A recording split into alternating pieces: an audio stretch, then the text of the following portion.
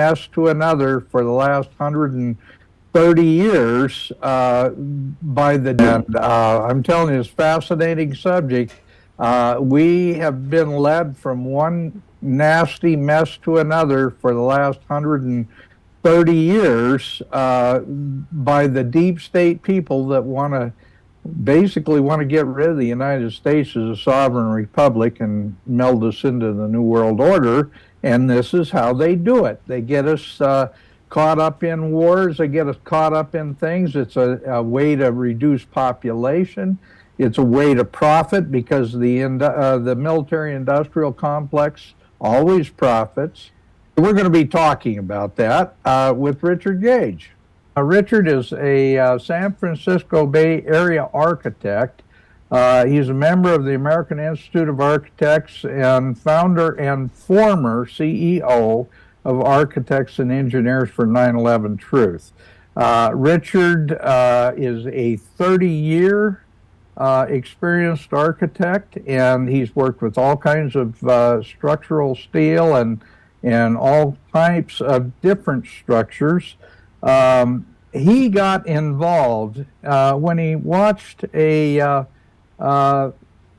little bit of a video about that David Ray Griffin put out on, well, I guess it was on the radio in 2006, and he was talking about what happened at 9/11, and Richard, being a very, very experienced architect himself, understanding concrete and steel structures, the way they are designed to resist fire, and certainly high-rise buildings to resist just about anything, it made him start to do his own research, and he looked into the World Trade Center buildings and Building 7, and boy howdy, it's been a deep rabbit hole ever since. Richard is an amazing guy. He started his own independent organization called Richard Gage 9/11 because, and I'm going to, maybe I shouldn't say this, but I'm going to say it, because Architects and Engineers for 9/11 Truth felt like he needed to back off on certain subjects that he wasn't ready to back off on.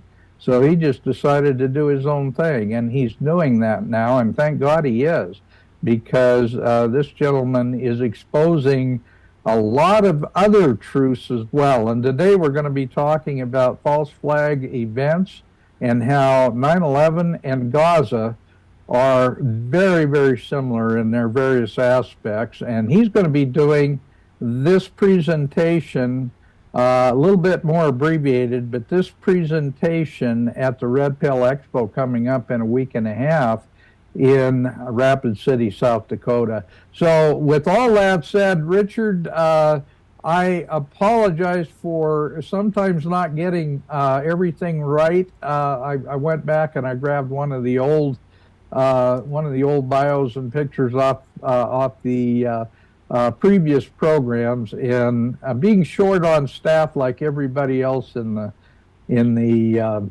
freedom movement, I ended up kind of glossing over it. I apologize, but you're a terrific friend. You've done marvelous work. I've known you now for, oh Lord, I think I first met you in 2008. So it's been a long time. We've been friends a long time, and I have to tell you, you're one of the outstanding people in the freedom movement. Richard, welcome to the program.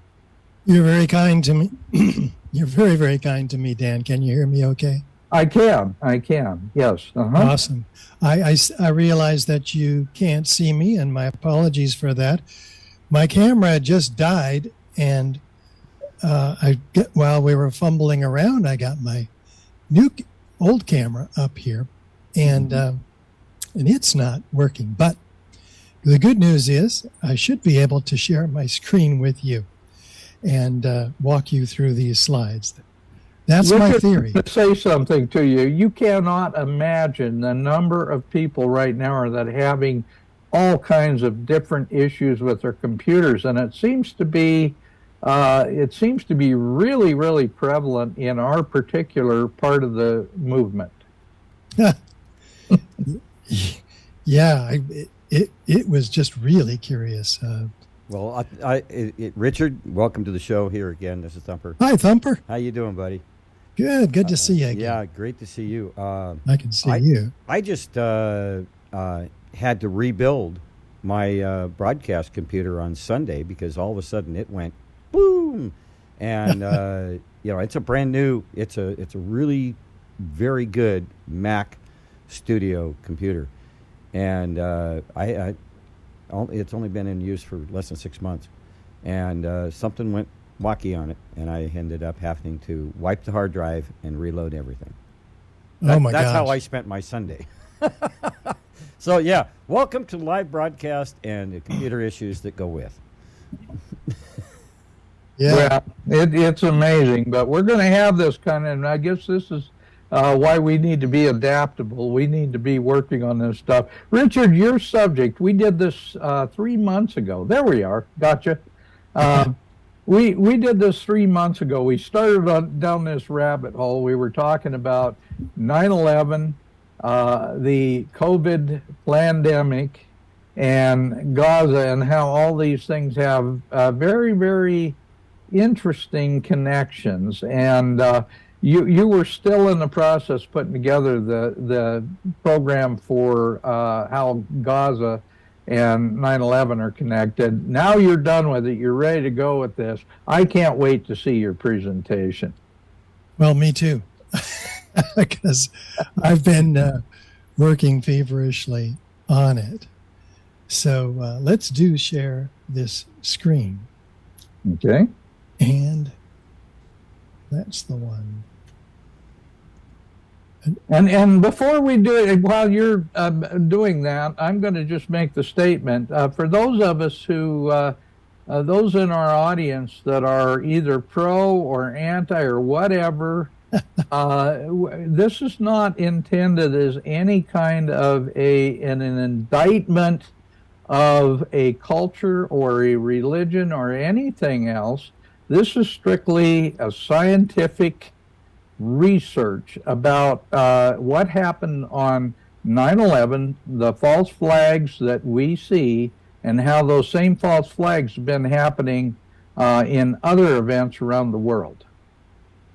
Oh, it's true. We're looking at the parallels here, but in looking for them and finding so many of them, I have to tell you, Dan, I've moved mountains of my own limited and non-understanding on these issues, COVID and Gaza in particular. So you might have as well. Let me get this screen up. I can't talk and think at the same time, apparently. Okay. Yeah, well, Richard, I think we've all had various times of epiphany, and I applaud you because you're such a brilliant individual. You're a very, very talented architect. And guess what? That rabbit hole, once you get your head in it, it's amazing how quick it sucks you in. Yeah, it's so true. And it takes a lot of courage to look at these facts. So I'm going to double down on your admonishment to put on the receptive hat as we look at these parallels and ask ourselves some questions and try to be open to some of the answers. I don't have all of them, certainly. I'm lucky to have the few that I've found. I'm asking a question here. At the conclusion of my research, I discovered maybe the Israeli government, with its own 9/11 moment, has betrayed its own people, as well as the Palestinians. That's a question, because we know our government in the U.S. has betrayed us with regard to our 9/11. So these two events forced radical changes in our society, politically, economically, and geopolitically. So they deserve a second look. We have to ask the question, were these changes intended outcomes? In other words, were these events engineered in advance for these changes? So we have to look for patterns, we connect dots, we ask questions fearlessly. What always follows these types of events? Well, there is a common denominator: war. So war has a trigger. What triggers war? False flag events typically trigger war. What's a false flag event? A political or military action that's made to appear to have been carried out by a group that is not actually responsible. Okay, that's just right out of the dictionary. This is a mainstream word. Conspiracy theorists didn't make up this word. State crimes against democracy is a special category. In contrast to conspiracy theories, which speculate about each suspicious event in isolation, the SCAD construct delineates a general category of criminality and calls for crimes that fit this category to be examined comparatively. SCADs often appear where presidential politics and foreign policy intersect. SCADs differ from earlier forms of political corruption in that they frequently involve political, military, and or economic elites at the very highest levels of the social and political order. Do the events of 9/11 and Gaza share any of these SCAD features, state crimes against democracy? Well, let's see what they are. They create the original problem. We're going to be looking at parallels today between these two specific events. So we'll look at previously established geostrategic goals, coveting the natural resources of the target territory. Another element of a SCAD, parallel 2, a rich history of historic and recent provocations and false flag operations. Parallel 3, politically useful, controlled patsies. We'll be looking at all of these today.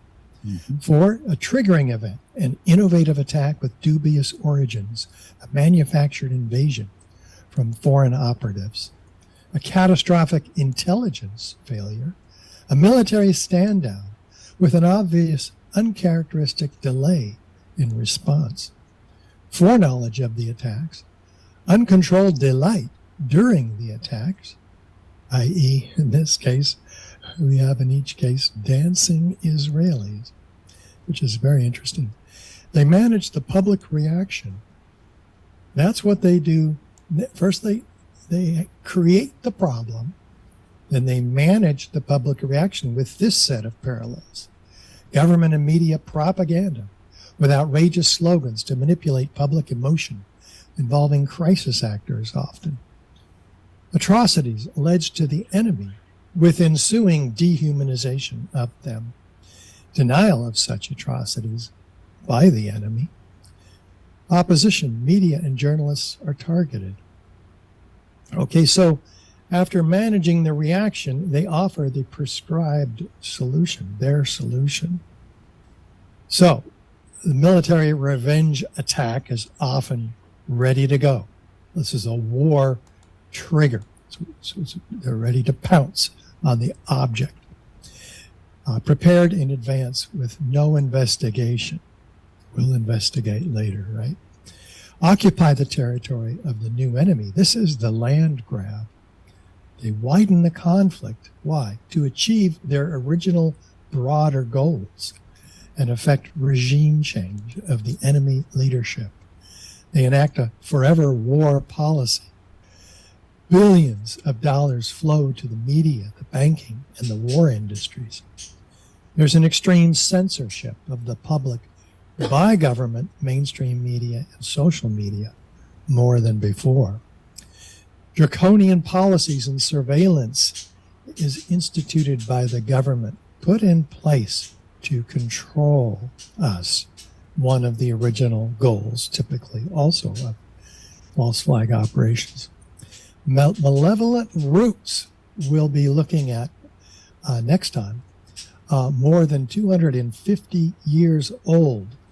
So these are not coming out of current administrations or even the past dozens of administrations, these problems, these opportunities have been exploited for hundreds of years, and yes, even much, much longer than that.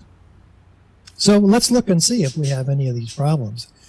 In order to achieve the previously established goals, the powers that be create conditions so frightful to people, raising the specter of an enemy capable of great harm to the populace, provide exhaustive news coverage so the entire nation can see and tremble, that the abandonment of personal liberties and national sovereignty will appear as a reasonable price to pay to end the violence and return to tranquility and peace.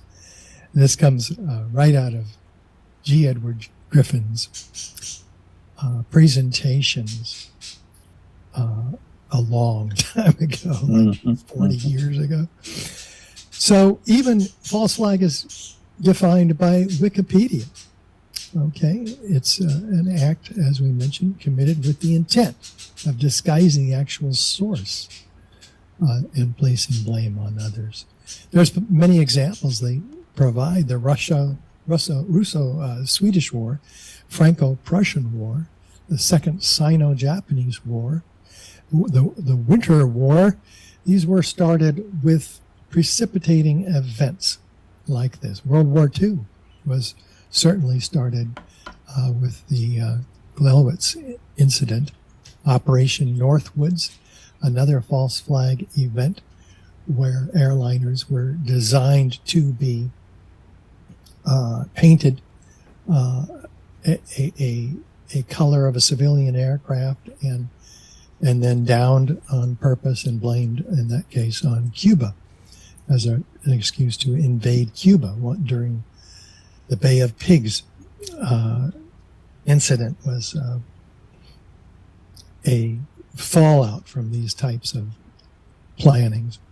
The Russian invasion of the Ukraine with the 2014 coup planned by the U.S., Operation TP Ajax, Operation Susanna. There's a bunch of them.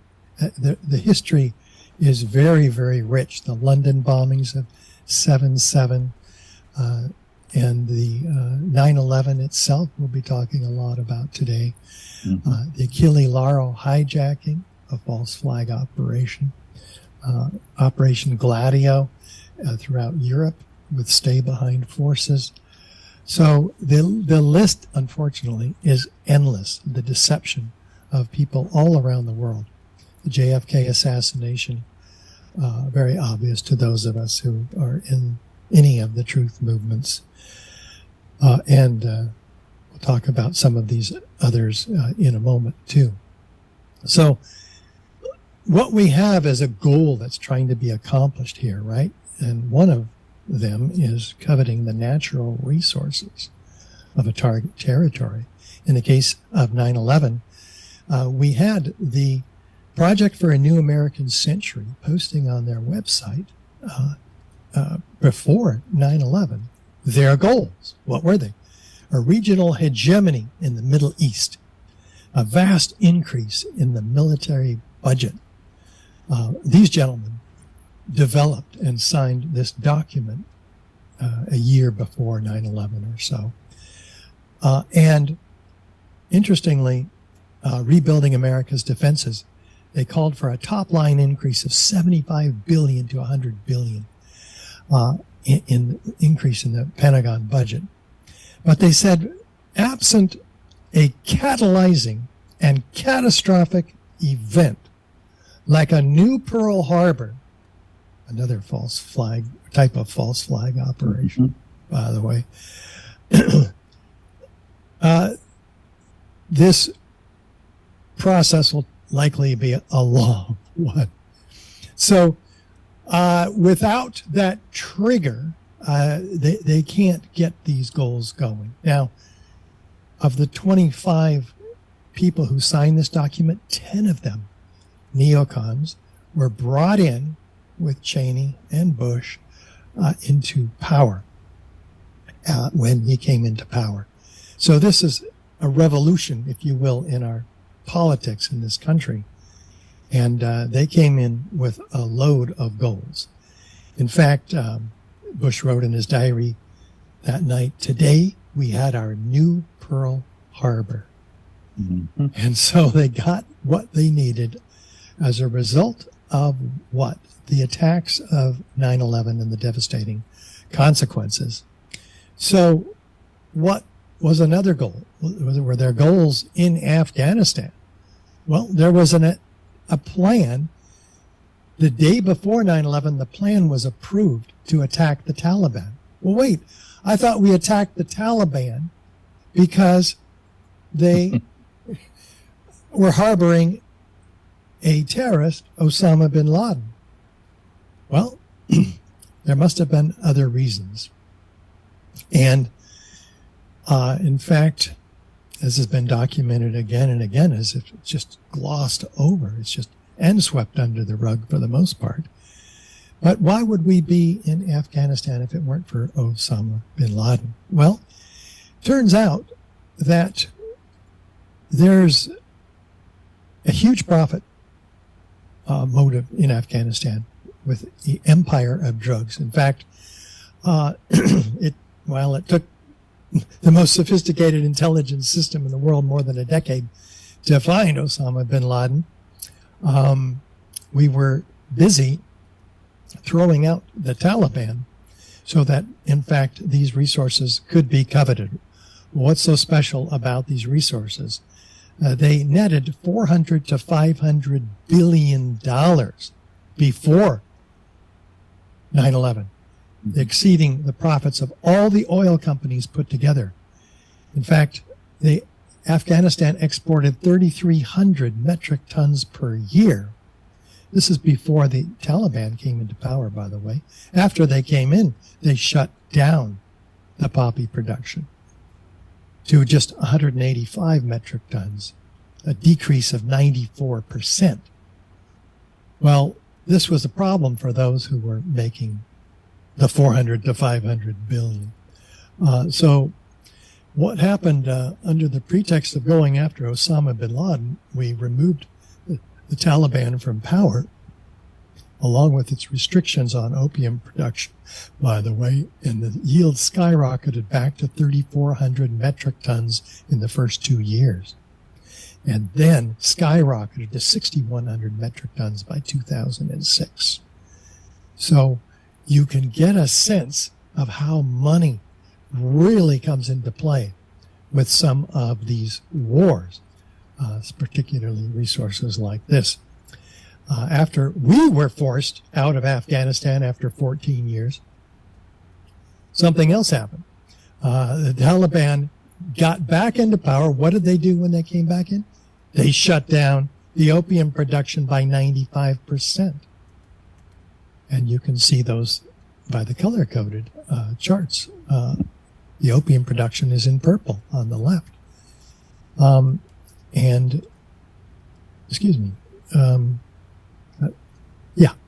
In purple, and it's just shut down drastically between 2022 and 2023 particularly. So is there any other resources that Afghanistan has? Well, interestingly, they found themselves in quite a pinch. Geostrategically speaking, the countries to the north became rich from new gas discoveries. The countries to the south were starved for that natural gas, and this put them right in the middle. So they actually signed agreements with Unocal in Turkmenistan to build 36-inch gas and oil pipelines right through Afghanistan. So this was all going well, and because it eventually would extend down to India with hundreds of millions of energy-starved people. But this required these agreements with the Taliban, which were signed in 1998 and allowed the pipeline to pass through their country. But there were serious delays on the part of Unocal, and they negotiated, so therefore, Afghanistan, the Taliban, a new deal with Pakistan and Turkmenistan, excluding the U.S. oil companies. Well, you don't do that. So we placed sanctions on them. And in a final meeting with them, in a meeting Richard Armitage delivered an ultimatum: either you accept our offer of a carpet of gold, or we will bury you under a carpet of bombs. And I guess that's what they selected, Wow. because that is exactly what they got. On 9/11, Osama bin Laden was blamed. That the Taliban said, "Gosh, we don't think he did it, but if you want to show us proof of his guilt, we'll turn him over." Now, that wasn't good enough. We know he's guilty. Just turn him over. There's nothing to negotiate about. They're harboring a terrorist, and they need to turn him over. Spoken like a true academic, not. Well, let's listen to Cheney's admission of our knowing that he was guilty in 2006. So we've never made the case or argued the case that somehow Osama bin Laden was directly involved in 9/11. That evidence has never been forthcoming. Did you hear that loud and clear? I just wanted to make. What? Did you hear that loud and clear? Oh, okay. Loud and clear. Yeah. Okay.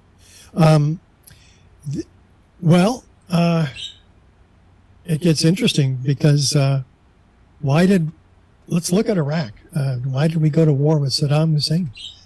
Because he had weapons of mass destruction? Turns out not. Ties to Osama bin Laden? Another lie. What else could it have been? Well, Iraq, interestingly, after our occupation of Afghanistan, on the right side of what? Iran. Iraq would put us virtually surrounding Iran. And that was yet another strategic goal, to control, or, as we'll find out, take over Iran. So it's a focal point for regional and international security issues in the Middle East, certainly. 9/11 afforded the opportunity to surround Iran here. But how could we finger Saddam Hussein and blame him? Well, he's an evil dictator. That didn't go over far enough. Could he be fingered for 9/11? Not very well, but well enough to force a coalition together. And the war was fought then not only for geostrategic interest, but oil, 140 billion barrels of it, the world's second largest proven reserves, 110 trillion cubic feet of natural gas also. The CNN in 2013 said before the 2003 invasion, Iraq's domestic oil industry was fully nationalized by Saddam for the Iraqi people and closed to Western oil companies. A decade later, after the war, it's largely privatized and utterly dominated by foreign firms. So why are we in Iraq? Did we get what we needed? Apparently. Let's look on the Israel side, the Gaza side of this equation as we examine the parallels. Are there some interesting parallels in Gaza that could open our eyes to a greater understanding of why there would be such a need for such great devastation and destruction going on over there? Well, let's take a look back in history. First of all, we have Palestine, from the 14th century to the 20th century. Actually, people, primarily Muslims and Christians, and a 2% Jewish population is all they had at the time. They got along relatively well during that time. The Ottoman Empire fell with World War I, and the British mandate for Palestine is what became the controlling power. In other words, a colony of the king. The growing desire for a national homeland for Jewish people developed during this time, and especially in the early 19th century, 20th century. Tens of thousands of Jews emigrating to the area of creating some violent conflicts. And we have a growing desire also for this national homeland. And the Jewish political activist Theodor Herzl from 1860 to 1904 is credited as the father of modern Zionism. We'll find out why. And he influenced many Jews to emigrate to Palestine, promoting a Jewish state. What did he say or write? We must expropriate gently the private property on the state assigned to us. We shall try to spirit the penniless population across the border, i.e. into Jordan, Lebanon, Egypt, by procuring employment for it in the transit countries, while denying it employment in our country. So right from the beginning, there seems to be quite the agenda, not just with regard to people in the territory they were interested in, but the size of that territory as it began to expand. In fact, that statement and many similar statements by Zionist leaders make it readily apparent that the transfer of the Palestinian Arab population, along with accompanying apartheid policy in effect today, seemed to be inherent in Zionism from its inception. But there were greater territorial ambitions of the Zionists. According to Herzl himself, the father of Jewish Zionism here, the area of the Jewish state stretches from the Brook of Egypt to the Euphrates. And this is that area outlined in red, which encompasses problematically many other surrounding portions of many other surrounding nations, including Egypt, Saudi Arabia, all of Jordan, a good portion of Syria, all of Lebanon. It's a problem for, as you can imagine, for the occupants of those countries. Well, 1917, we have an increase of about 11%, from 2% to 11%. And by 1945, the Jewish population comprised 30% of the overall population of this Palestine mandate of the British. So there was an increasing pressure from the Zionist Congress created in the late 1800s upon the monarchy to develop a homeland for the Jewish people. And they promised this in 1917 in return for what? To pull some heavy strings to bring America into England's losing war with Germany. This was World War I. And this was ultimately accomplished through the sinking of the Lusitania, yet another false flag operation, primarily the primary cause of the manipulation of the American people to support this war. So we have, this created huge problems because, as you can imagine, this letter from Balfour on behalf of the monarchy promised one country, which was not theirs, to another people, which was this land that they're simply in control of at this time. And it became a problem for them, as you can imagine, with all this violence and series of false flag operations against the British by the Jewish population, very well documented.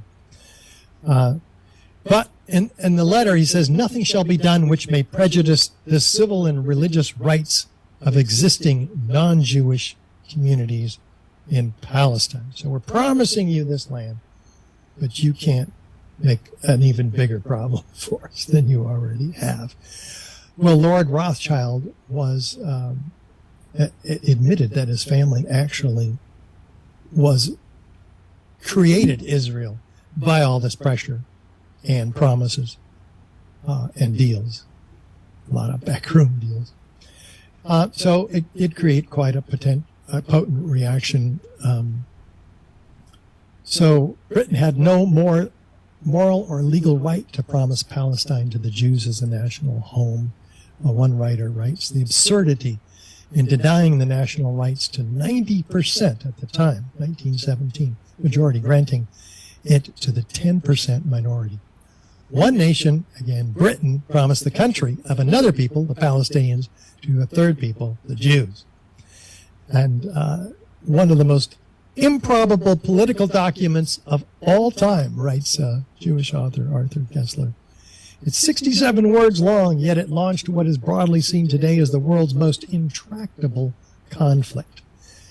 And it got even worse. In 1946, you can see that primarily Arabs lived and controlled Palestine. Well, they didn't control it. Other than the British mandate, like we were controlled by the Brits until 1976. So, and then... and incidentally, Richard, I want to make this statement too.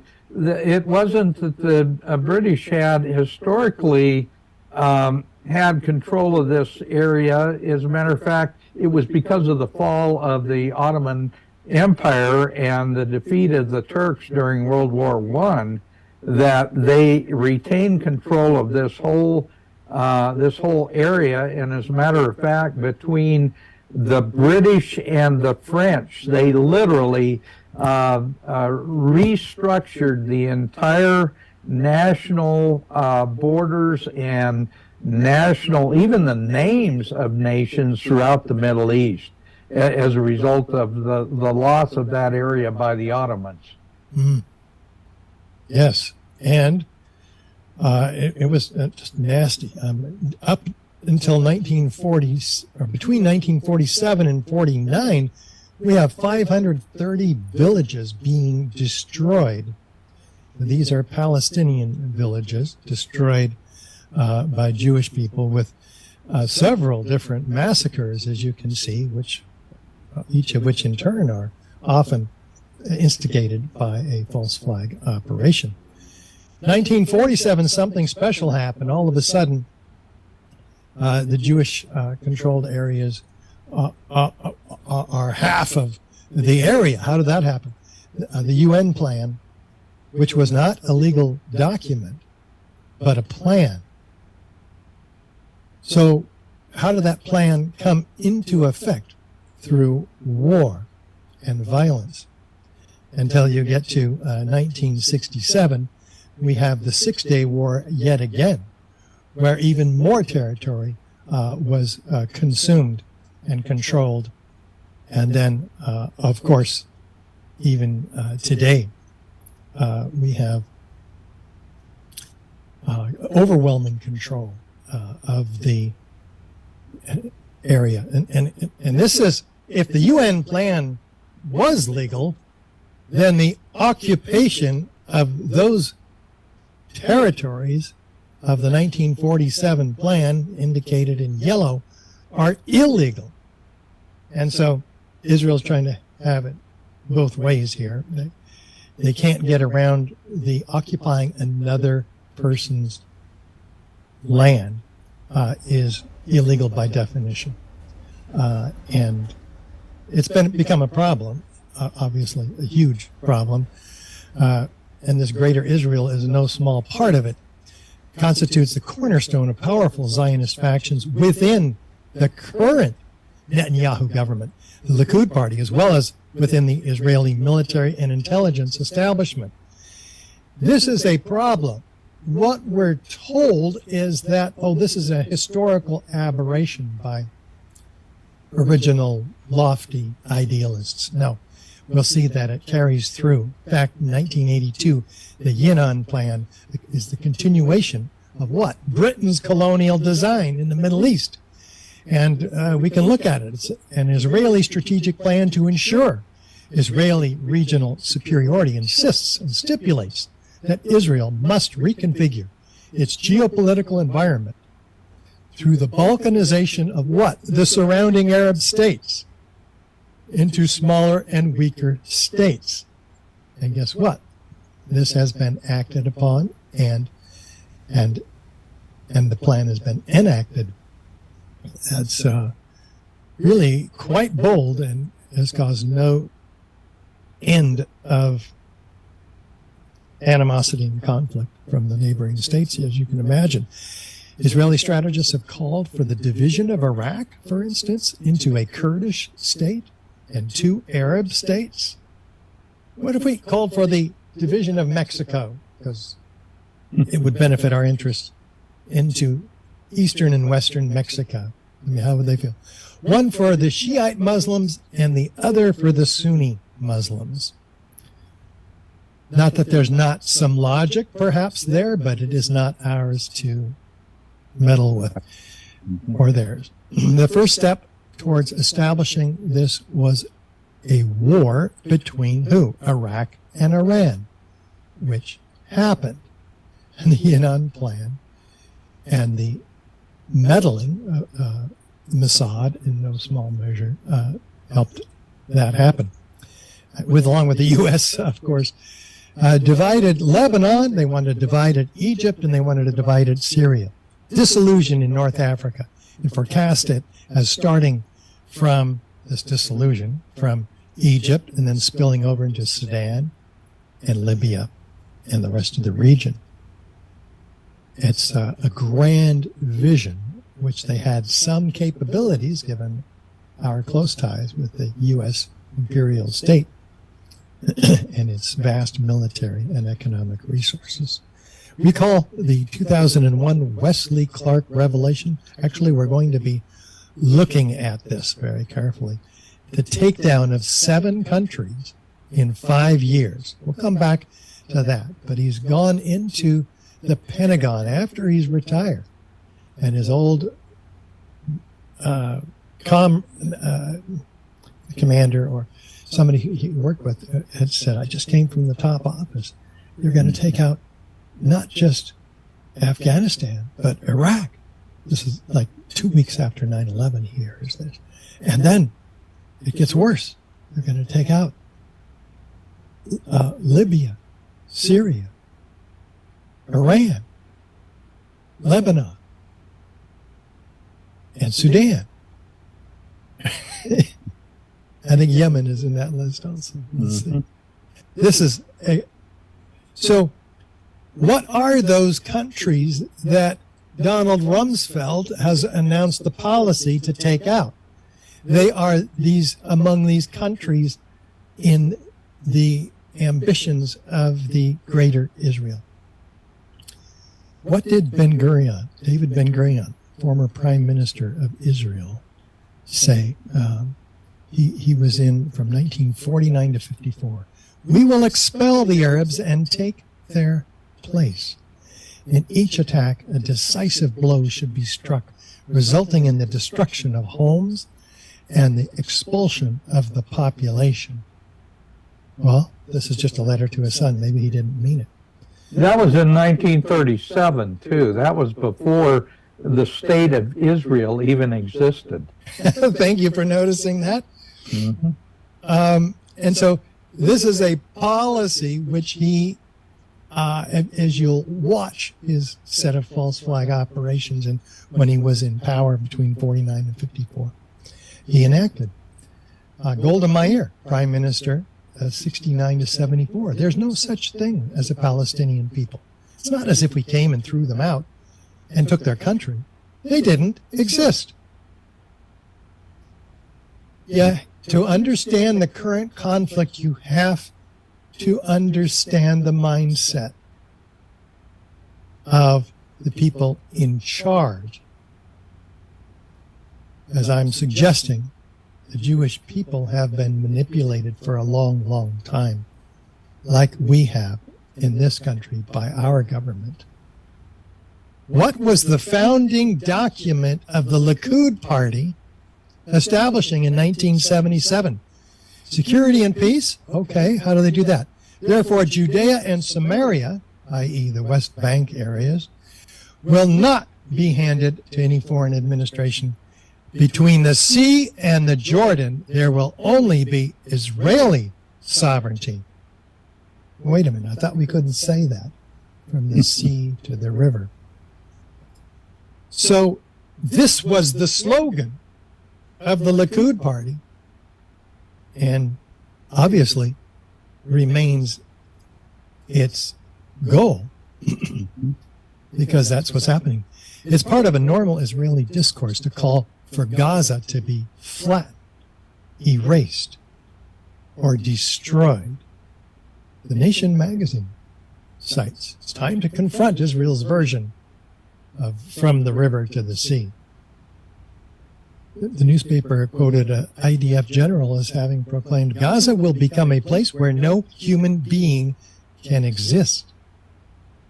These statements are not being made by isolated extremists, but by senior members of Israeli government.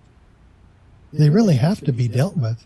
Like this one from the finance minister, Smotrich, giving a presentation in Paris and using what as an image on the podium that he's speaking behind.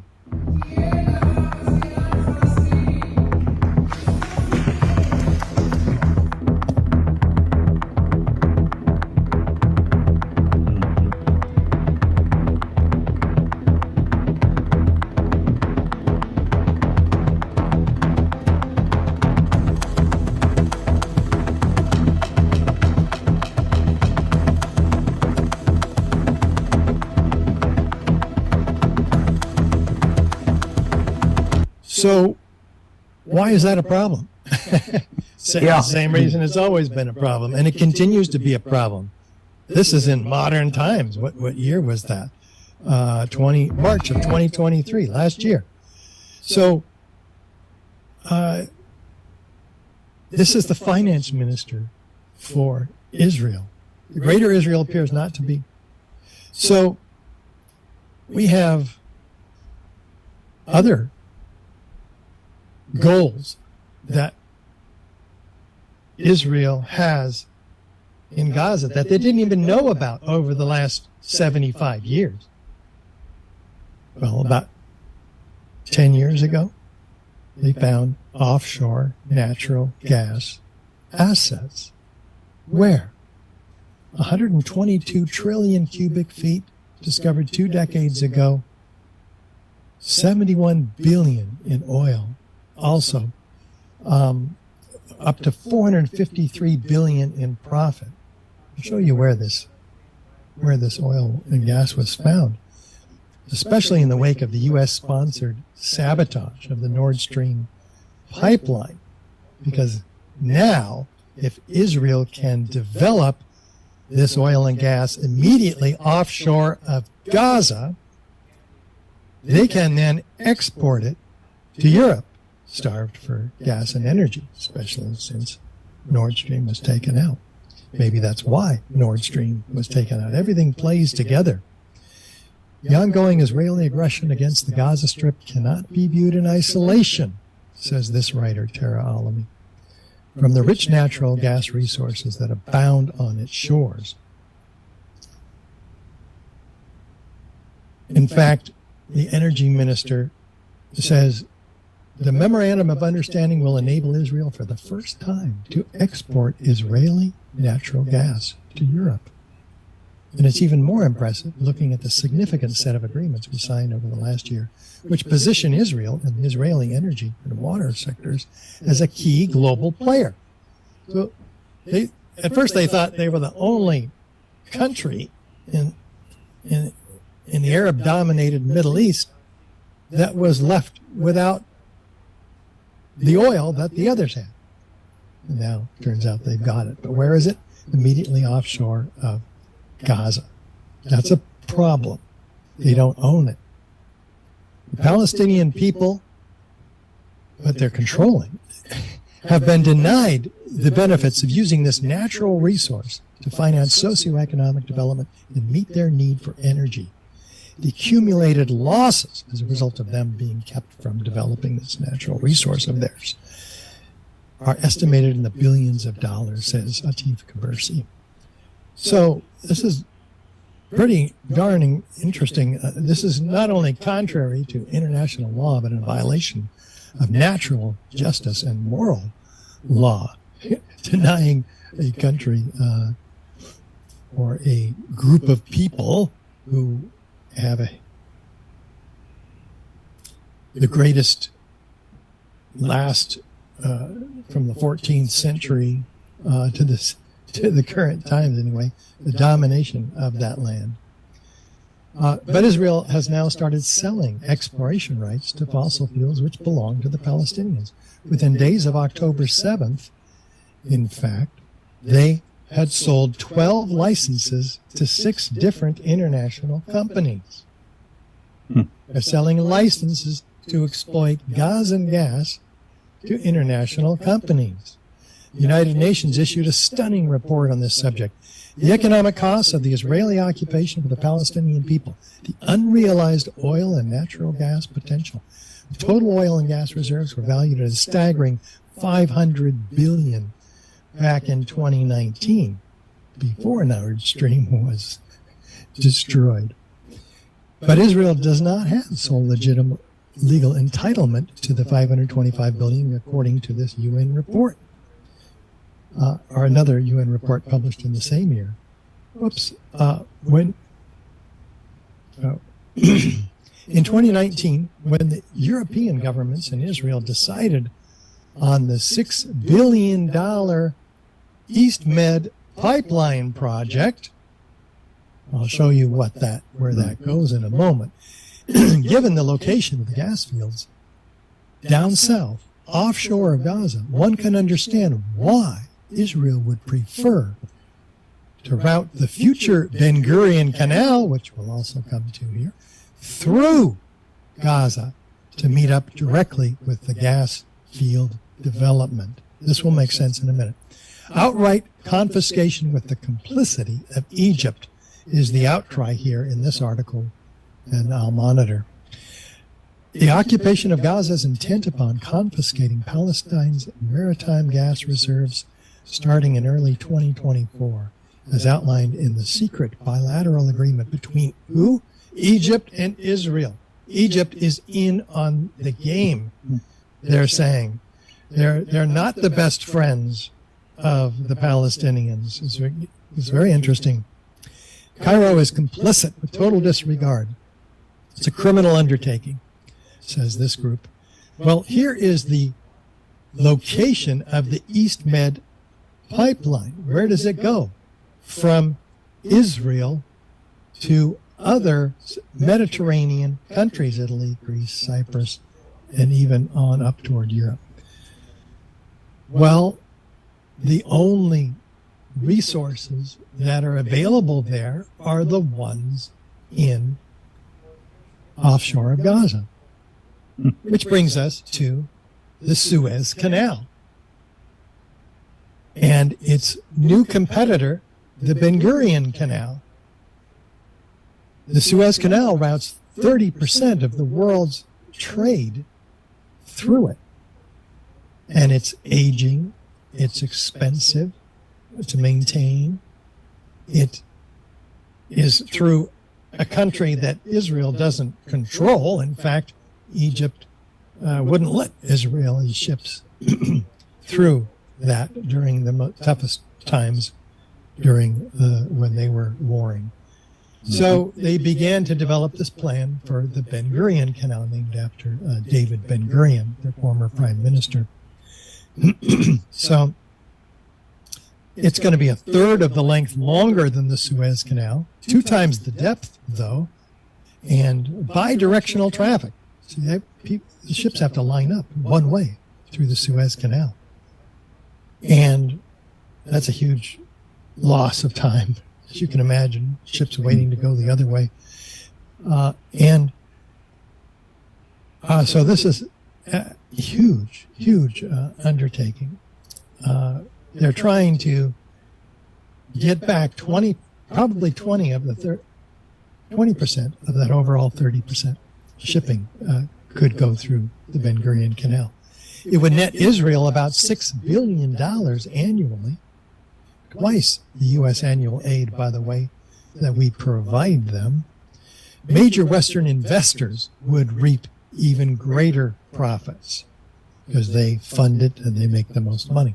International economist Oxford professor Kersey also suggests the land of Gaza now becomes 3 to 4 times more valuable than in recent decades, because at the end of that red line in the Mediterranean Sea, the ships bringing oil to the canal, to the mouth of the East Med pipeline to be delivered across the Mediterranean, it becomes hugely valuable if this project, major project, goes through. Israel's planning to build small towns, tourist hubs, and hotels and restaurants along the canal. So it's also a competition with China's Belt and Road Initiative, because if China gets the lead on this, they're going to take over a lot of that Suez Canal traffic themselves, because the infrastructure will be so vastly improved and the agreements with countries they're going through.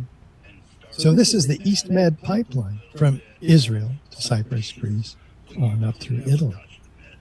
A huge project in and of itself, of course. And we have to dig it, though. What are the problems in digging this? Well, you can't do it without nuclear weapons. So they need,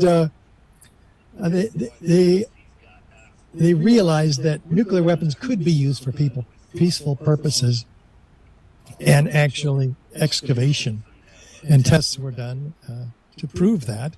Yes, there was tritiated water and fallout, but they believed that could be managed. And this is a project that's 50 years old. So maybe it's been managed with new nuclear weapons. Who knows? But every 1,300 feet along this canal, you have to blow up a nuclear weapon. Yeah, it was, I forget how many megatons. But the plans were done for it. It was a classified document, recently declassified. Lawrence Livermore Lab developed all the research for it under the U.S. Department of Energy, and it was declassified in 1993. Strategically valuable alternative to the Suez Canal. That's the conclusion. In other words, this can be done. It might cost you $16 to $55 billion, but it can be done. It'd be a lot less expensive if you could run a route parallel to the Egyptian border, the red line, instead of the yellow line. Excuse me, I'm sorry.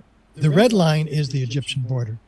The yellow line running parallel to the Egyptian border would be a lot less expensive running through Gaza. Why? Because the Amor rock structure is easier to excavate and does not have the problem of the Suez Canal, where desert storms fill it full of sand every year, and it's just constant 24/7 dredging problem. So they would relieve themselves of the enormous financial burden there if they ran it through Gaza. It would save 50 miles of excavation as well, and a lot of nuclear bombs, for what it's worth. But that wouldn't be acceptable to the world, certainly not the Palestinian Gazan people, absent a catalyzing and catastrophic event like a new Pearl Harbor. Where have we heard that before?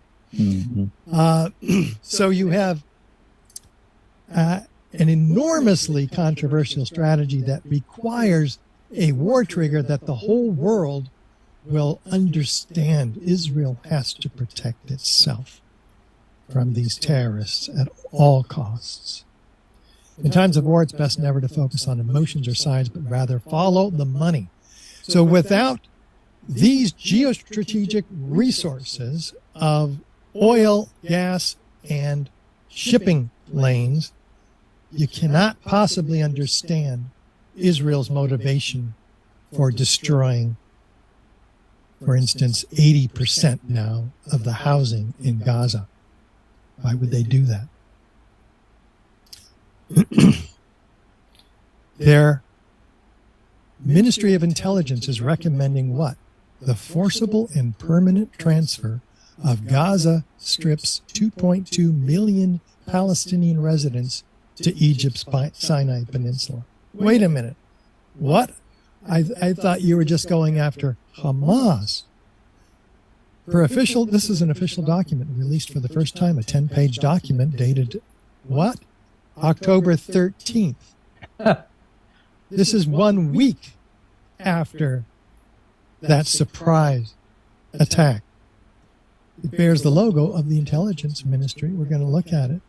She says it says, this document that her ministry created, massive population migration from combat zones is a natural and necessary result.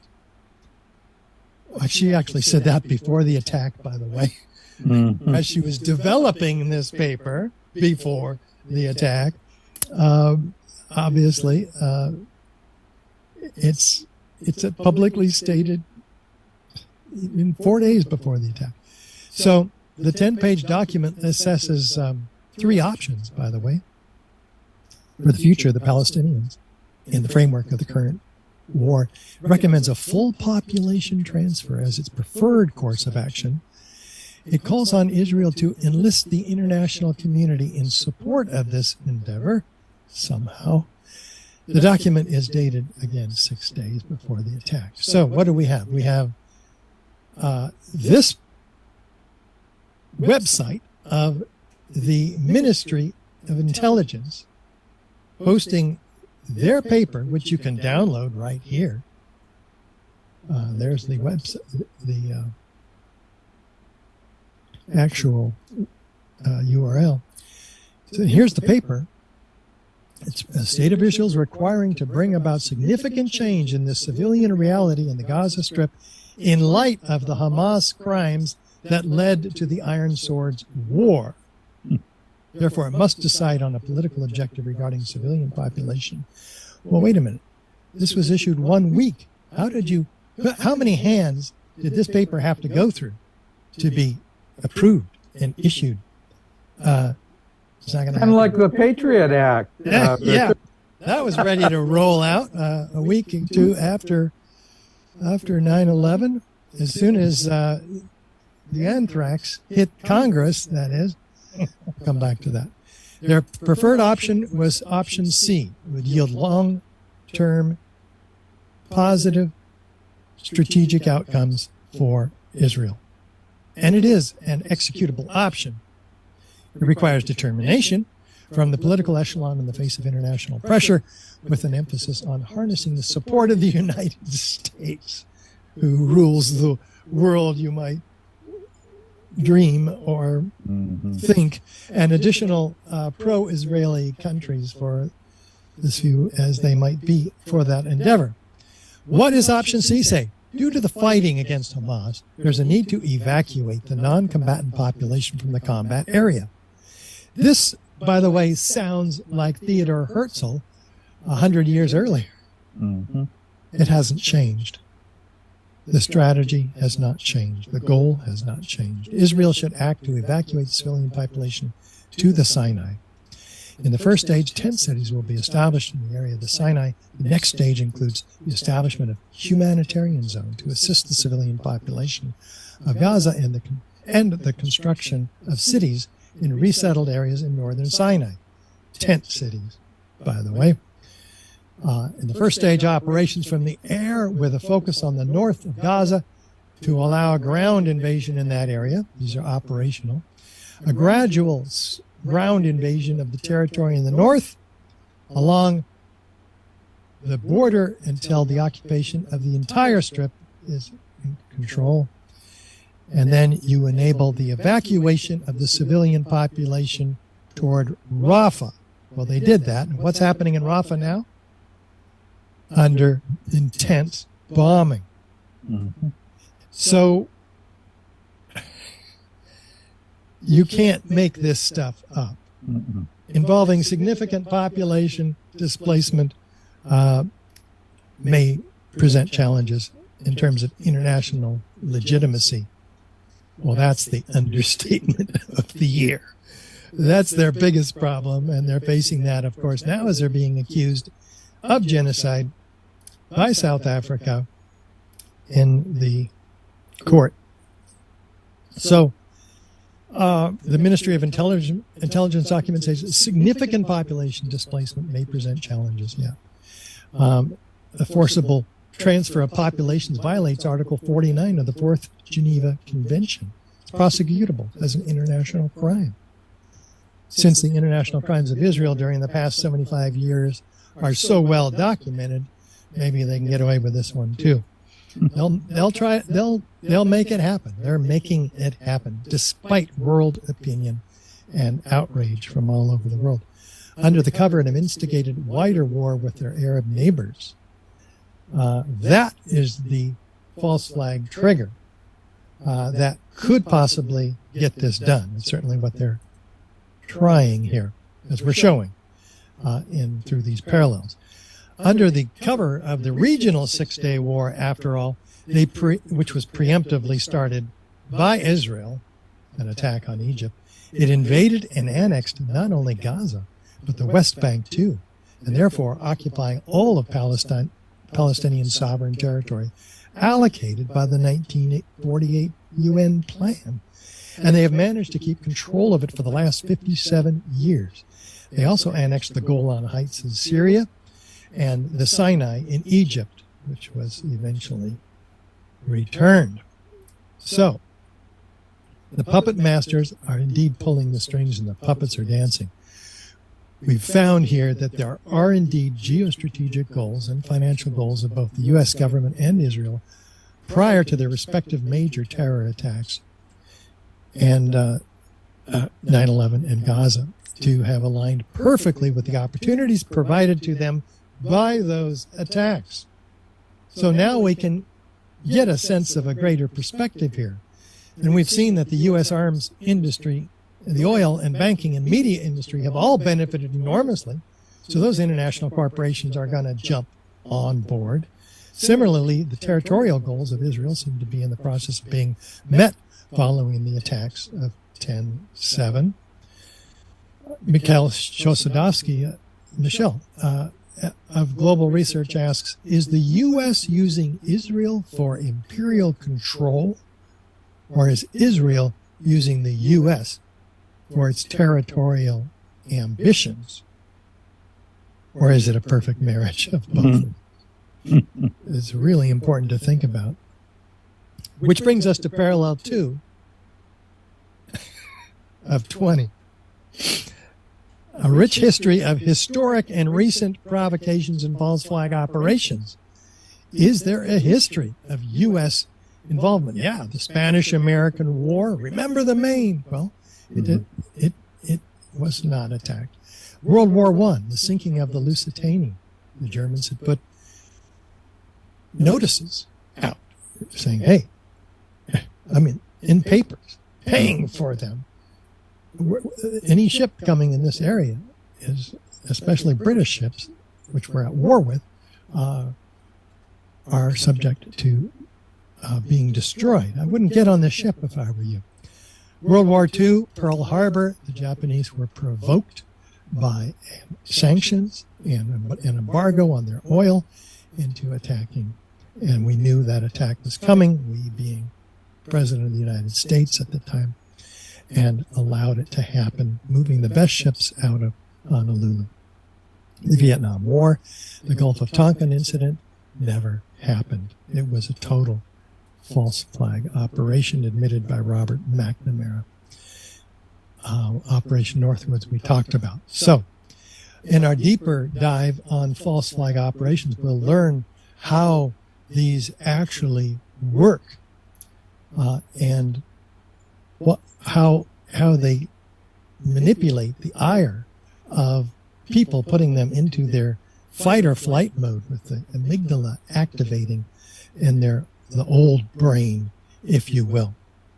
One of the scenarios in Operation Northwoods was to take a regularly scheduled commercial airliner and take a similar type plane, paint the tail numbers up to resemble that of the commercial airliner, fly it by remote control out over the Caribbean, and by remote control blow it up after sending a tape recorded message saying, "Help, we're being attacked by Cuban MiGs."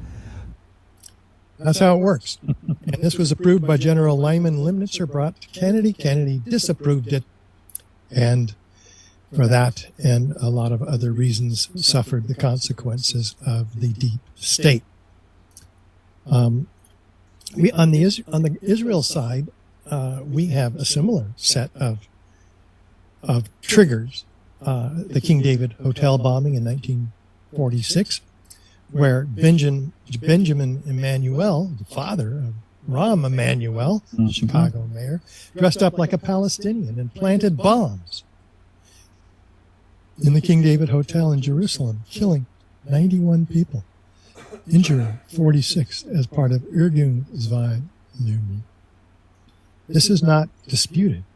It's in Wikipedia, the whole thing, as is the Lavon affair, where a group of Egyptian Jews were recruited by Israeli military intelligence to plant bombs inside Egyptian, American, and British-owned civilian targets.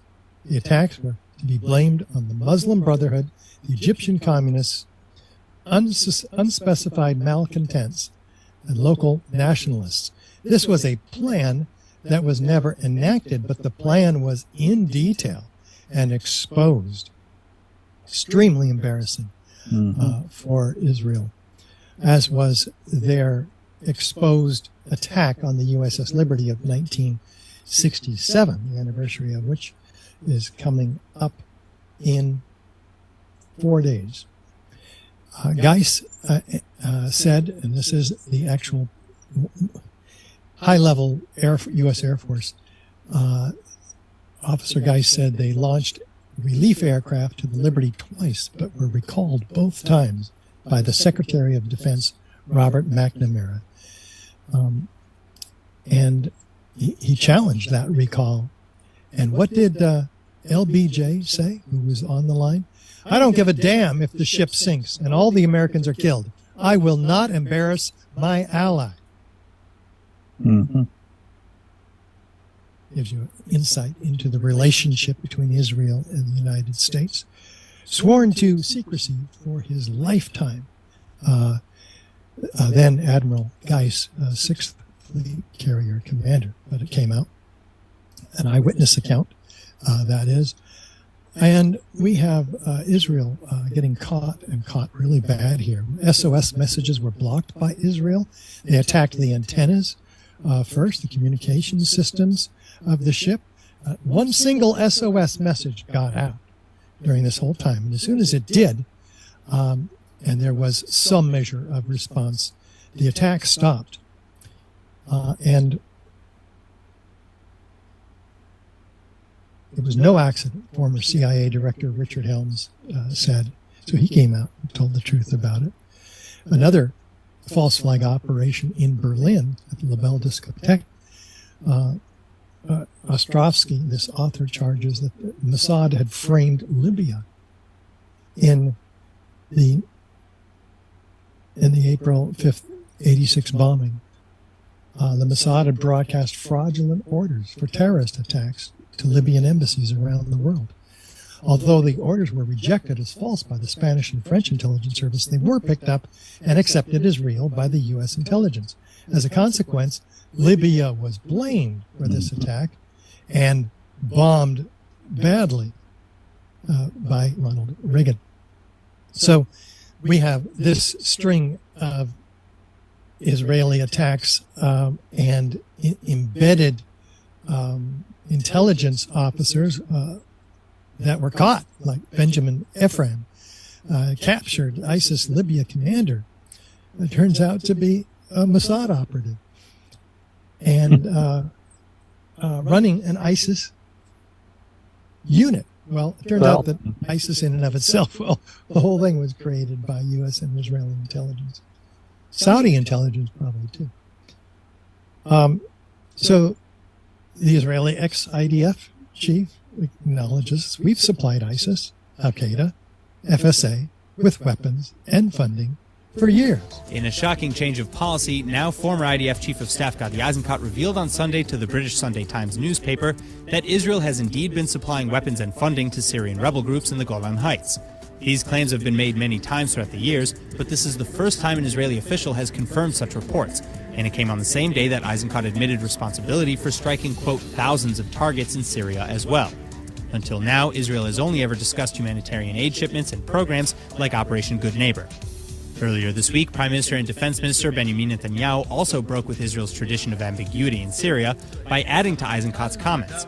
He confirmed not only that Israel carried out hundreds of attacks against Iranian and Hezbollah targets, but also that Israel struck Damascus International Airport last weekend. A break from policy that at the time was considered just a campaign ploy. So why are they talking about these things relatively recently? Don't know. U.S. troops would enforce a peace treaty under the Army study. This has to do with the Mossad. So there's a 68-page paper put out by the Army School of Advanced Military Studies.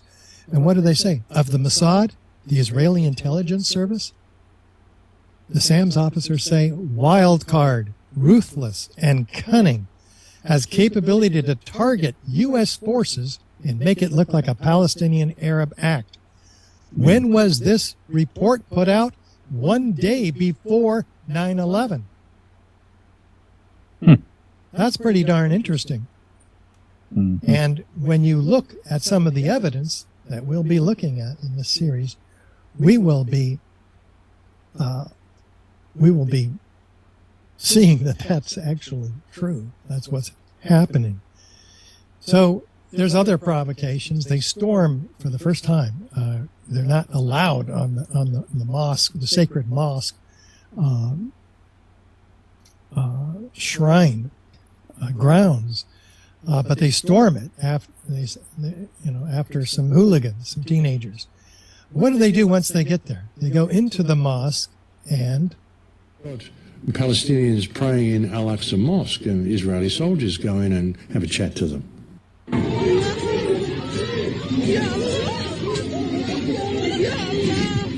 There's no greater provocation. And this created a storm of problems in the country. What is the motto of the Mossad?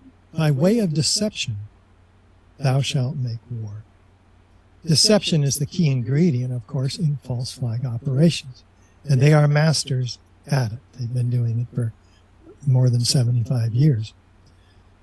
So we want to look at parallel 3, patsies, politically useful foreign operatives with a history of violence developed by the state through implants, embedded Mossad operatives, for instance. In our case, embedded U.S. intelligence agents in 9/11 in Al-Qaeda, which we developed in the 1980s for use against the Soviets' occupation in Afghanistan. We had very close ties with Osama bin Laden all of those decades. He was called Tim Osman. He was treated in a U.S. hospital before 9/11. I think 4 months before 9/11 in July. We'll talk about all these things, but let's look at James Corbett's introduction of Al Qaeda here. Oh, well, that's where additional information can be found about it, and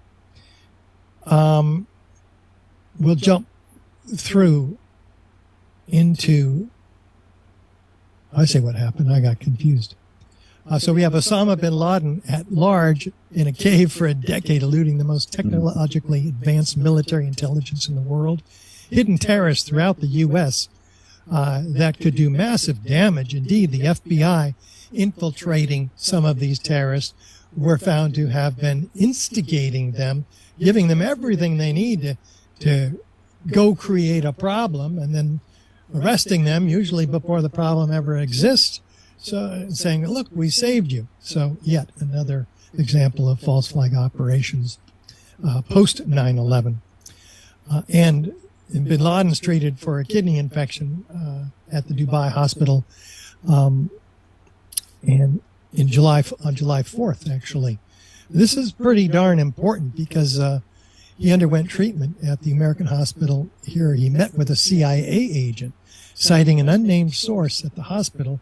The report says the suspected terrorist arrived in Dubai on July 4th by air from Quetta, Pakistan, and was taken immediately to the hospital for kidney treatment because he had quite a problem with his kidneys. He needed dialysis. During his stay, he allegedly met an unidentified top CIA official, probably the station chief from Saudi Arabia, is what this gentleman thinks.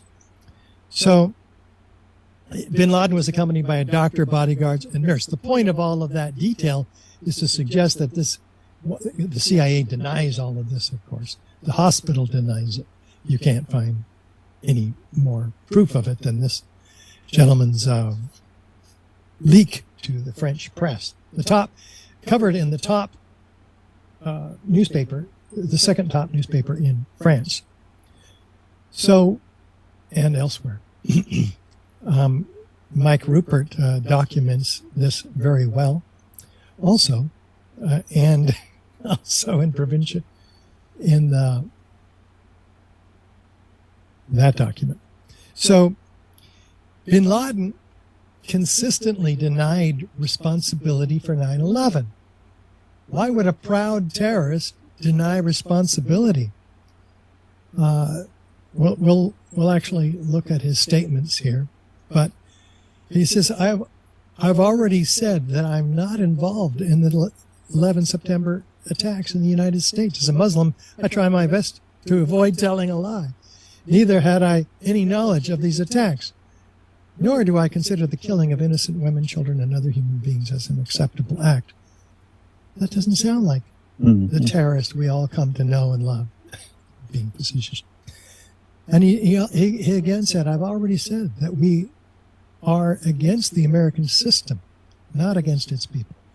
Whereas in these attacks, the common American people have been killed. So it's very interesting. The United States should try to trace the perpetrators of these attacks within itself, the people who are part of the U.S. system. In other words, he's exposing the false flag event here. Another one being the deadly anthrax letters hidden in the letter attacks of September 16th. 5 days after 9/11, these letter attacks come out. So, again, politically useful foreign operatives developed by the state. Ex-FBI agents accuse top CIA FBI officials of the 9/11 cover-up. This is pretty darn interesting. Canistraro comes out and exposes a whole web of Saudi intelligence taking care of operatives who were later said to be on the planes as hijackers and funding them, taking care of them. And he's obviously Saudi intelligence, which feeds directly into the current lawsuit between the family members and the Saudi government. J. Michael Springman exposing the whole history of our relationship with Al-Qaeda and our development of them through the 80s. As many as 35,000 Arab Afghans may have received military training in Pakistan at a cost of $800 million in the years leading up to 1988. Richard, I'm going to intercede and make a statement here too. A friend of mine, Dennis Young, who is a Canadian, who was part of the NATO effort in the Balkans was actually involved in there and saw personally firsthand the CIA brought in Al Qaeda and were training them in Bosnia as terrorists. Wow. Yeah, he saw this himself, and he did a program with me, several of them actually, but one not long ago talking about that because it was amazing. They had them housed in a school, and they were actually in the process of training them. They brought them into Bosnia to be part of a training while there was a war going on. Incredible. Yeah. These are very useful foreign operatives with a history of violence developed by the state. By the state. And he was Canadian military. He was there in the military, in Canadian military intelligence at the time that this happened. And he said, I saw it firsthand. I saw what they were doing. Incredible. That was, I believe, I'm going to say it was 1996. It was during the Bosnian War. Okay. Well, to Gaza, we got to ask ourselves, where did Hamas come from? Ron Paul is credited with exposing some of this in Congress. If you look at the history, you'll find out that Hamas was encouraged and really started by Israel because they wanted Hamas to counteract Yasser Arafat. And he said, well, yeah, that was better then and served its purpose, but we didn't want Hamas to do this. So then we as Americans say, well, we have such a good system, we're going to impose this on the world. We're going to invade Iraq and teach people how to be Democrats. We want free elections. So we encourage the Palestinians to have a free election. They do, and they elect Hamas. So we first, indirectly and directly through Israel, help establish Hamas. Then we have election. Then Hamas becomes dominant, so we have to kill them. You know, that's a very important set of statements there, and it's proven. Even Avi Primor,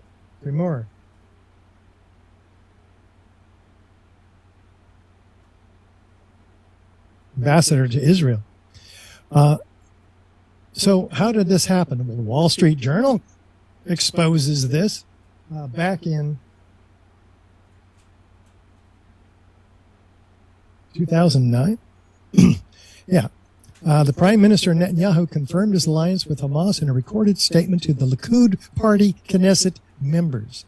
Anyone who wants to thwart the establishment of a Palestinian state, because they were all against the two-state solution, has to support bolstering Hamas and transferring money to Hamas. This is part of our strategy to isolate the Palestinians in Gaza from the Palestinians in the West Bank. Divide and conquer. They're the favorite thing to do over there. Well, and look at the date of that, Richard. It's October 9th, a couple of days after the event. Well, this is the article. The statement goes back way before that. I see. He wouldn't have said this after. No, that would be way too obvious. Yeah, it's many, many years old, that statement. Okay.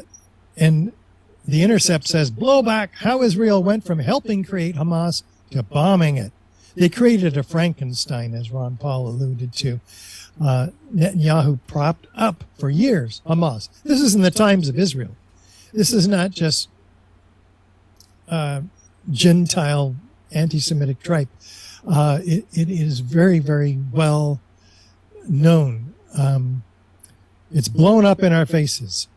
And now it's blown up in our faces. In fact, it was the same rebels, and it was all Western funded. It's interesting that through the ISIS, or the ISIL and ISIS invasions of the Middle East, we were told this was the Islamic State Max in the Egan. Levant and the Islamic State in Syria, ISIL and ISIS. Told that these were Muslim extremists trying to convert the world to Sharia. What they did was go out and completely destabilize the region. They destroyed every piece of Muslim infrastructure that they could find.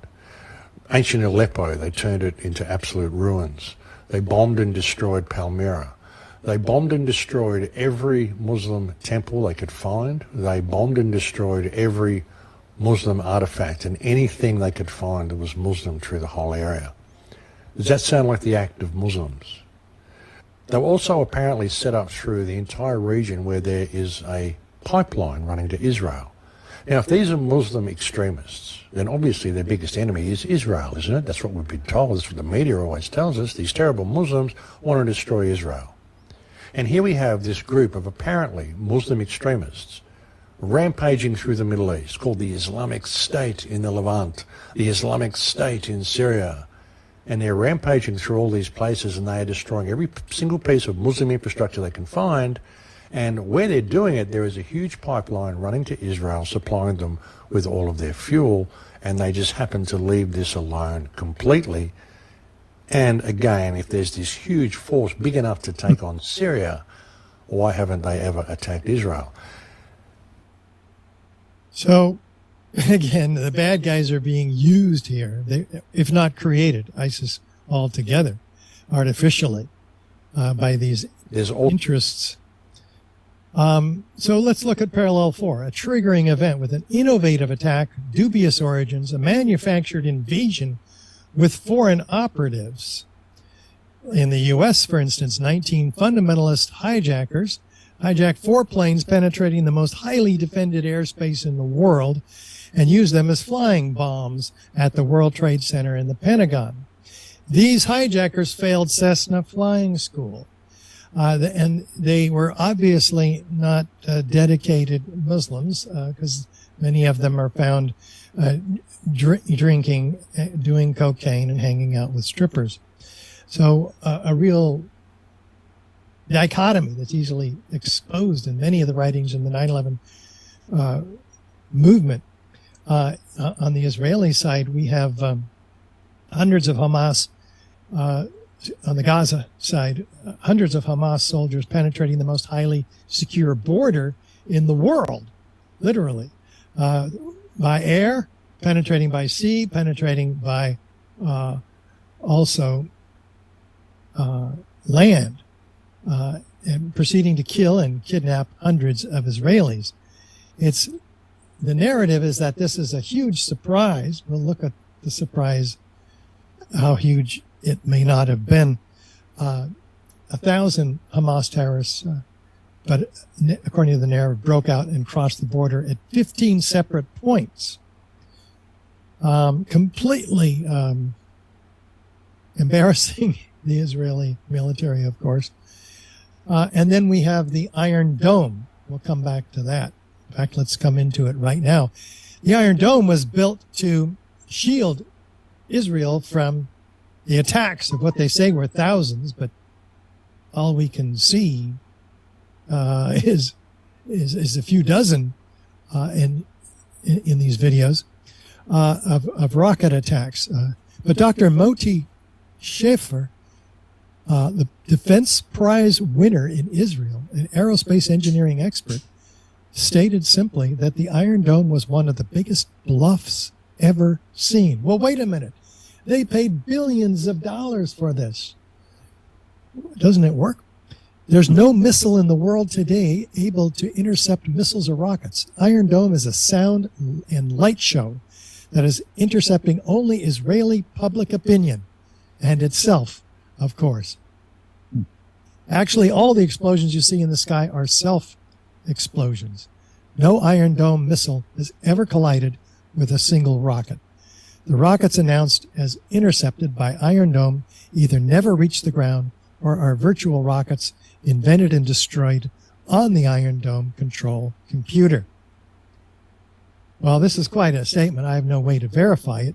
But if you think about it, it's a lot less expensive to build a false system which keeps your population in fear because, oh no, more rockets are coming in. Well, you can't see them.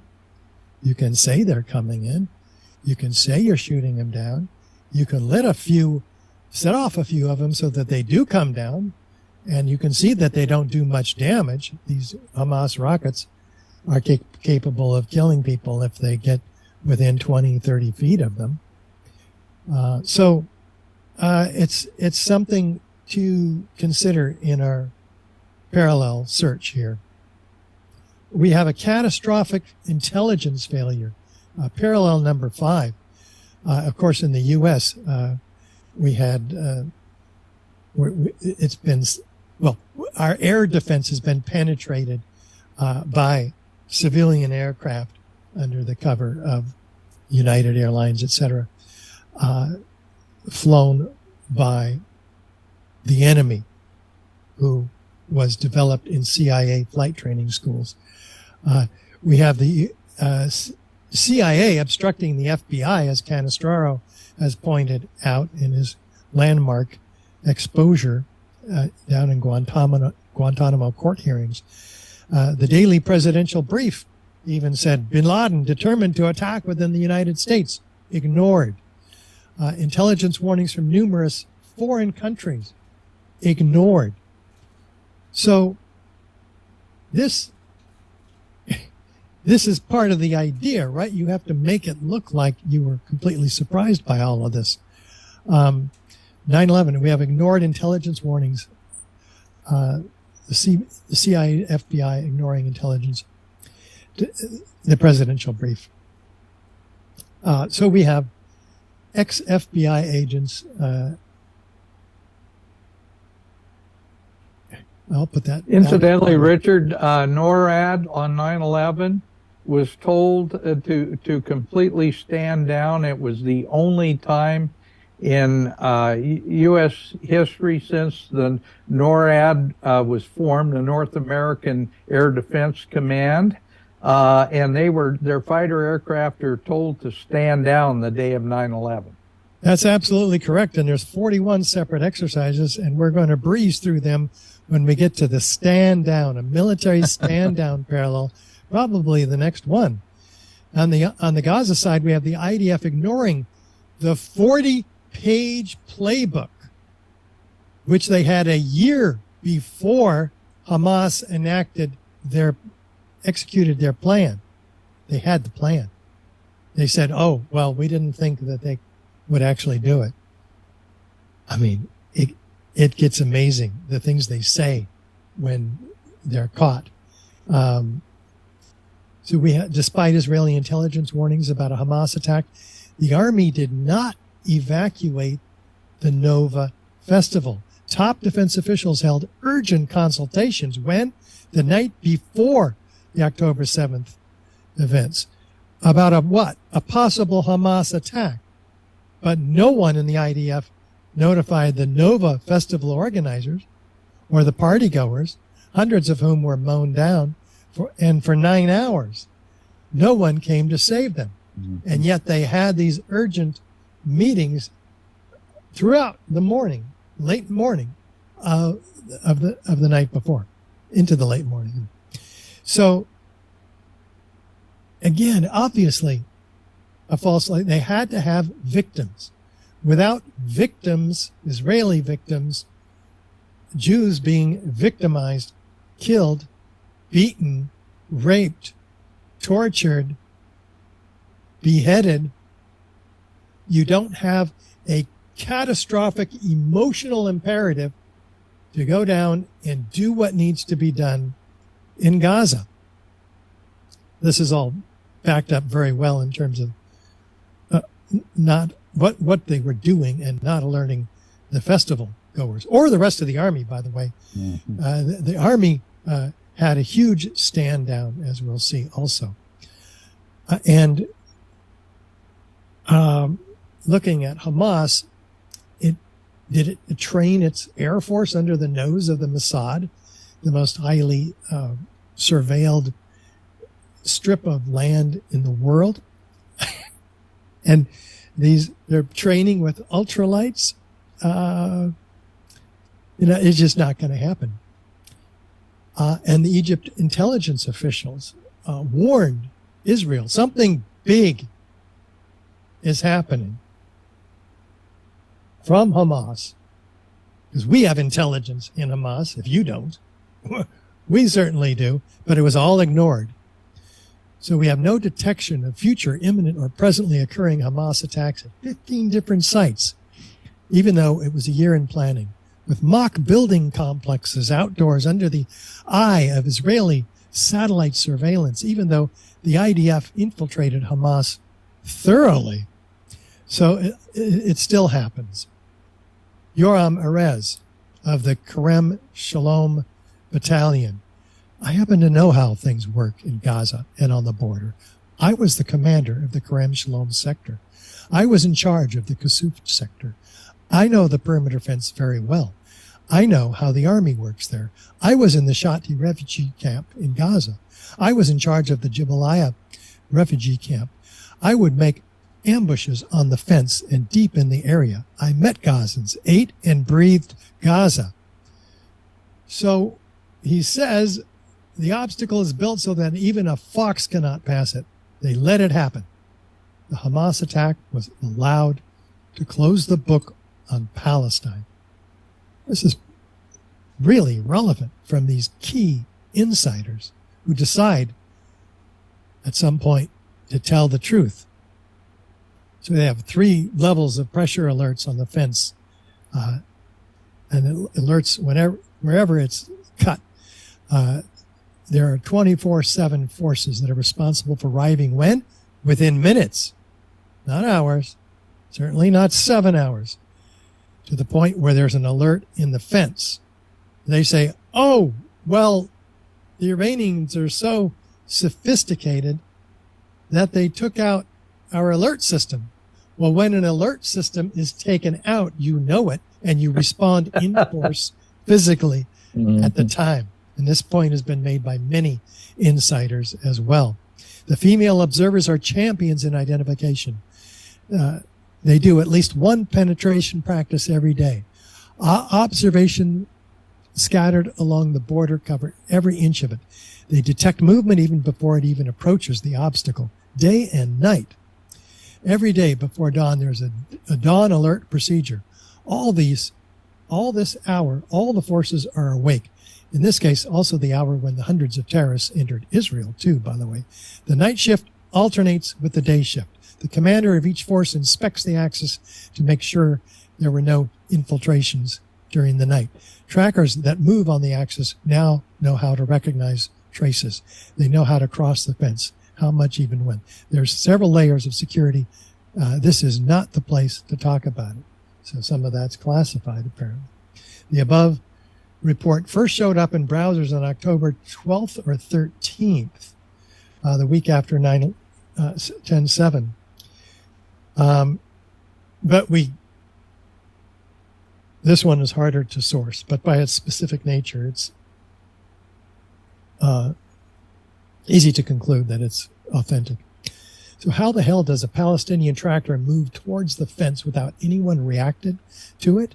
How did the tractor manage to sabotage the fence for a long hour and open access to Israel without anyone reacting? How did hundreds of terrorist civilians cross the border without anyone lifting a finger? How did the terrorists arrive on foot in vehicles armed from head to toe to dozens of Israeli settlements without any reaction from our side? How did hundreds of terrorists stay in Israel territory for long hours, shoot hundreds of Israelis, loot the property without there being even a single reaction on our side? How did this happen? Surprising officers when they were not ready and kidnapping them to take them to Gaza. How was one bullet not fired? How did this happen under our noses? Where did an entire division go? Where did 3 brigades go? Who swallowed 9 battalions? Where did an entire regular infantry brigade go that usually outnumbers the elite? Where did thousands of soldiers go? Well, this intelligence officer has questions too. Listen, I served in the Gaza division. Throughout my service, I was in the logistics support. During the 2014 Gaza war, the Gaza division, listen to me well. There's no way in the world that anyone can approach the border without us knowing about it. The observers sit in bunkers 4 hours. They can't move their eyes side to side. They sit in front of a screen. No way in hell. They would wake up at night for a pigeon, for a stork that got too close to the border, for a cockroach that went under the border. They would roust how could they enter with tractors? How could 400 men, no one saw it coming. So there's several of these intelligence workers, including Israel is this gentleman. Probably the most advanced surveillance state in the world, and the Gaza border is probably the most heavily surveilled. And the Shabak somehow didn't know about this massive attack planned by thousands of random Gazans on pickup trucks and hang gliders. Are you serious? There's the theory that they're called in Hebrew Tatzpitanot, which is basically the command and control center. These are the people, mostly females, who who's tasked with observing the Gaza border fence. They say there's a theory that says they blew it up before they blew up the equipment that surveilled. The fence was breached in 15 different locations.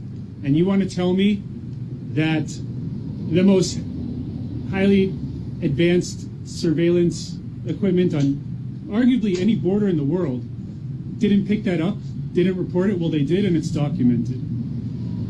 So don't believe that lie. Now, once thousands of Gazans on pickup trucks and hang gliders invaded Israel, which apparently no one knew about, they had 7 hours to kill everyone in their path, completely destroy kibbutzim.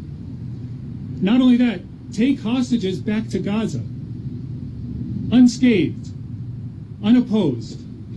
Do you know how long it takes an attack helicopter to get activated and blow up any one of those tractors or pickup trucks or hang gliders that invaded Israel? Less than 5 minutes. And I know all these things firsthand because I served on the Gaza border.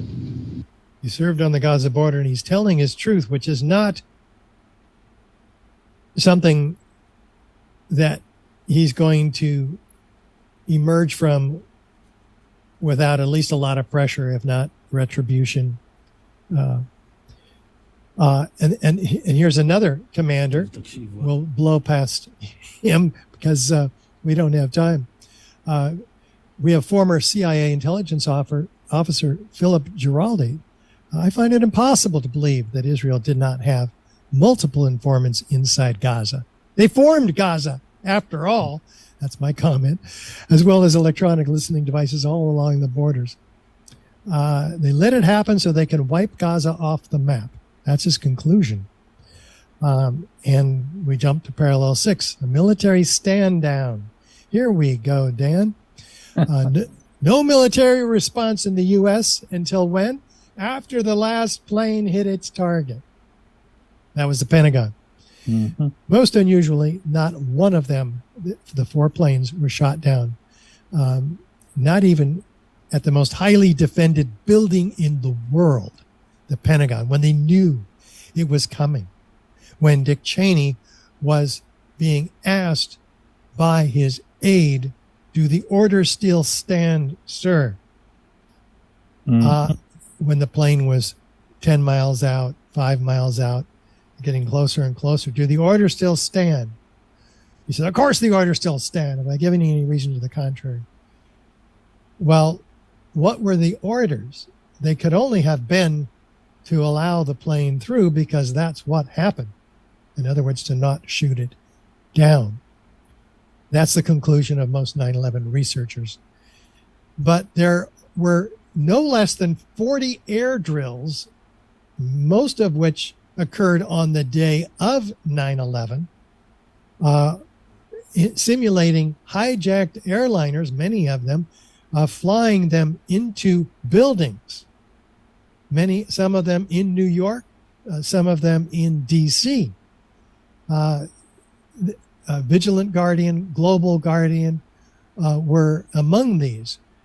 Some of them had Osama bin Laden on the cover, so he's not a surprise.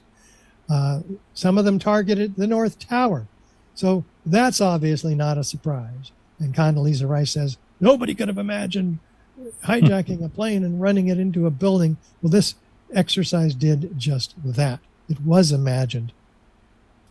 We have no detection of, as they mentioned, 20, some people say 15, some people say 20 border incursions and for 7 hours, and ignoring Egyptian intelligence. And we have inside confidential sources, Rabbi Chananya Weissman, for instance. You won't believe what a Jewish charity Listen. leader told me today. We're friendly with several good people in Israel. One is Rabbi Hanania Weissman. He knows a lot of people in Israel. He knows confidential sources that he shared with us their information about the stand-down order. He sent out a missive that, indeed, the IDF was given stand-down orders, both the Army and the Air Force. Here's the actual missive. 7 hours to stand down while those 7 attacks hours. took place. And this allowed the terrorists to come in and begin slaughtering and torturing the citizens. This is inside information. You didn't see this on CNN, did you? You didn't see it anywhere, probably, because I had to dig deep to find it. That's the missive. Who's it from? Rabbi Chananya Weissman. It's authentic. It's got the date, the time of the email. He's talking about the various components of security that were part of the stand down. Well, he's probably hearing it from whoever told him this also. Parallel 7, foreknowledge of the attacks.